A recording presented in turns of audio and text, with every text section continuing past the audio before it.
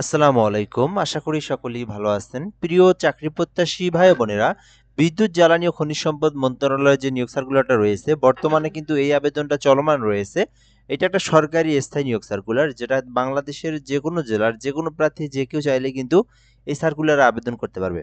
তো এখানে কিন্তু অনেকগুলো পদসংখ্যা রয়েছে, দেখতেই পারতেছেন। এখানে অফিস সহকারী থেকে শুরু করে কম্পিউটার অপারেটর, কম্পিউটার মুদ্রাক্ষরিক রয়েছে, এছাড়াও হিসাব সহকারী রয়েছে, ডাটা এন্ট্রি অপারেটর থেকে শুরু করে অফিস সহায়ক পদ রয়েছে। তো এই সার্কুলারটা নিয়ে আজকে বিস্তারিত আলোচনা করা হবে।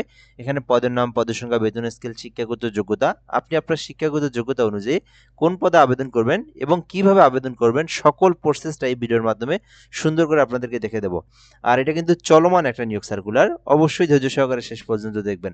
আর আমাদের চ্যানেলে আপনি নতুন হয়ে থাকলে অবশ্যই চ্যানেলটিতে সাবস্ক্রাইব করে রাখবেন। আমরা কিন্তু বাংলাদেশের সকল সরকারি নিয়োগ সার্কুলার আমরা এখানে আপলোড দিয়ে থাকি।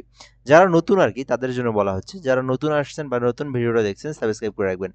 প্রধান বিদ্যুৎ পরিদর্শকের দপ্তর, বিদ্যুৎ বিভাগ, বিদ্যুৎ, জ্বালানি ও খনিজ সম্পদ মন্ত্রণালয় নিয়োগ সার্কুলার এটা, যেখানে বলা হয়েছে যে প্রধান বিদ্যুৎ পরিদর্শকের দপ্তর রাজস্ব খাতভুক্ত নিম্নোক্ত পদসমূহে অস্থায়ী ভিত্তিতে সরাসরি জনবল নিয়োগের জন্য পদের পাশে বর্ণিত শর্তে প্রকৃত বাংলাদেশী নাগরিকদের নিকটতে অনলাইনে অ্যাপ্লিকেশনের জন্য আহ্বান করা যাচ্ছে।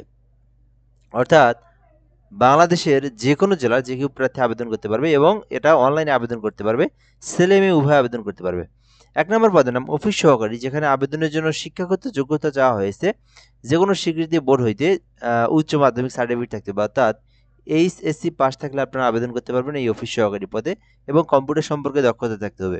২ নম্বরে রয়েছে অফিস সহকারী কাম কম্পিউটার মুদ্রাক্ষরিক, যেখানে ৩টি পদ রয়েছে। আবেদনের জন্য শুধুমাত্র উচ্চ মাধ্যমিক চাওয়া হয়েছে। অর্থাৎ এইচএসসি পাস করে আপনারা অফিস সহকারী কাম কম্পিউটার মুদ্রাক্ষরিকে আবেদন করতে পারবেন। এটা হচ্ছে ১৬ গ্রেডের। ৩ নম্বরে রয়েছে কম্পিউটার মুদ্রাক্ষরিক কাম অফিস সহকারী, একটি পদ রয়েছে। উচ্চ মাধ্যমিক অর্থাৎ এইচএসসি পাস করে আপনারা আবেদন করতে পারবেন। এখানে বেসিক কম্পিউটার সম্পর্কে জানা থাকলে আবেদন করতে পারবেন। ৪ নম্বরে রয়েছে হিসাব সহকারী, একটি পদ রয়েছে। উচ্চ মাধ্যমিক থাকলে আবেদন করতে পারবেন। এখানেও কিন্তু কম্পিউটার সম্পর্কে বেসিক নলেজ জানা থাকতে হবে। ডাটা এন্ট্রি অপারেটর রয়েছে, একটি পদ। এখানেও উচ্চ মাধ্যমিক এইচএসসি পাস থাকতে হবে। কম্পিউটার সম্পর্কে বেসিক নলেজ জানা থাকলে আপনি অ্যাপ্লিকেশন করতে পারবেন। সহকারী স্টোর কিপার রয়েছে, উচ্চ মাধ্যমিক, এইচএসসি পাস, ৬ মাসের একটা কম্পিউটারের কোর্স থাকতে হবে। অফিস সহায়ক রয়েছে, ৩টি পদ রয়েছে। শুধুমাত্র এসএসসি পাস, আলাদা কোনো অভিজ্ঞতা বা কোনো কিছুরই প্রয়োজন নেই। শুধু এসএসসি পাস থাকলে আপনি আবেদন করতে পারবেন। তো এখানে আপনি আপনার শিক্ষাগত যোগ্যতা অনুযায়ী আপনি যে পদে ইচ্ছা সেই পদে কিন্তু আপনি অ্যাপ্লিকেশন করতে পারবেন। এরপর আমরা দেখব আবেদনের জন্য যে বিষয়টা খুবই গুরুত্বপূর্ণ। ১৮ থেকে ৩২ বছর পর্যন্ত আপনারা আবেদন করতে পারবেন। ৩২ বছর পর্যন্ত আবেদনের সময়সীমা রয়েছে। আর আবেদনটা কিভাবে করবেন? আবেদনের প্রসেসটা ওখানে দেওয়া আছে। oceiteletalk.com.bd, oceiteletalk.com.bd লিখে আপনি অনলাইনে সার্চ করবেন। এখান থেকে আপনি আপনার সকল তথ্য পূরণ করে আপনি আবেদনটা করবেন। ঠিক আছে? আর এই আবেদনটা কিন্তু ৩১শে মার্চ পর্যন্ত চলমান থাকবে। বর্তমানে আবেদনটা চলমান। এই যে মার্চ মাস, এই মাসের একদম শেষ পর্যন্ত আপনারা আবেদন করতে পারবেন। তো এই লিঙ্কে প্রবেশ করে অ্যাপ্লাই নাও অপশন ক্লিক করবেন। তারপরে কোন পদে আবেদন করবেন সেই পদ সিলেক্ট করে দিয়ে আপনি আপনার পার্সোনাল তথ্য, এডুকেশনাল কোয়ালিফিকেশন, দেন ৩০০/৩০০ পিক্সেলের একটা ছবি, ৩০০/৮০ পিক্সেলের একটা স্বাক্ষর, এগুলো দিয়ে আপনি আবেদনটা সাবমিট করবেন। আবেদন সাবমিট করার পর আপনারা ফি জমা দিবেন। ফি জমা দেওয়ার প্রসেসটা হচ্ছে ১ থেকে ৬ এর মধ্যে কেউ আবেদন করলে ১১২ টাকা।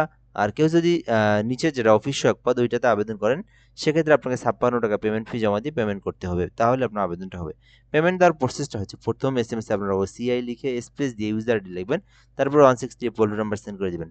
পরবর্তীতে একটা ইয়েস লিখে পিন নাম্বার দিয়ে 163 নাম্বার সেন্ড করে দিলে আপনার পেমেন্টটা সম্পূর্ণ হয়ে যাবে। এই পদ্ধতিতে আপনারা আবেদনটা করবেন। এটা সরকারি স্থায়ী একটা নিয়োগ সার্কুলার, যেটা হচ্ছে বিদ্যুৎ, জ্বালানি ও খনিজ সম্পদ মন্ত্রণালয়ের একটা নিয়োগ সার্কুলার। তো এ পর্যন্তই আজকের ভিডিওটা। তো যারা আবেদন করবেন আবেদনটা করতে পারেন। ধন্যবাদ, ভালো থাকবেন, আসসালামু আলাইকুম।